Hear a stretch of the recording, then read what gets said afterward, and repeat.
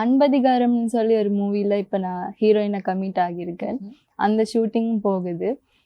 இப்போ ரீசெண்டாக வந்து சூர்யா சாரோட கருப்பு மூவி வந்துச்சு. அதுலேயும் ஒரு சின்ன ரோல் பண்ணியிருக்கேன். ஷார்ட் ஃபிலிம்ஸ் அதுகளும் செஞ்சிட்ருக்கேன்.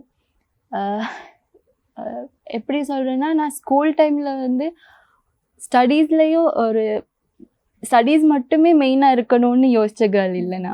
எனக்கு வந்து எல்லாமே நான் தெரிஞ்சிருக்கணும். இப்போ நான் ஸ்போர்ட்ஸ் செய்கிறேன்னா எனக்கு இந்த ஸ்போர்ட்ஸ் மட்டும் இல்லை, எனக்கு எல்லா ஸ்போர்ட்ஸும் செய்யணுன்ற ஆசை இருக்கும். அதனால எல்லாமே நான் செஞ்சேன். ஸோ ஸ்போர்ட்ஸ் சைட் மட்டும் இருக்கக்கூடாதுன்னு எக்ஸ்ட்ரா கரிக்குலரில் ஆக்டிங் சைட் போனேன். அப்போ ஆக்டிங் சைட் போகும்போது எனக்கு ஸ்ரீலங்கன் லெவலில் நிறைய பெஸ்ட் ஆக்ட்ரஸ் அவார்டு அதெல்லாம் நான் வின் பண்ணேன். ஸோ அதெல்லாம் வின் பண்ணும்போது எங்கள் ஸ்கூலில் வந்து நிரோஷன் சார்னு ஒரு ஆள் இருந்தாங்க. எப்பயுமே ஒரு ஆள் அந்த பேக் போனாக பின்னாடி இருக்காங்க.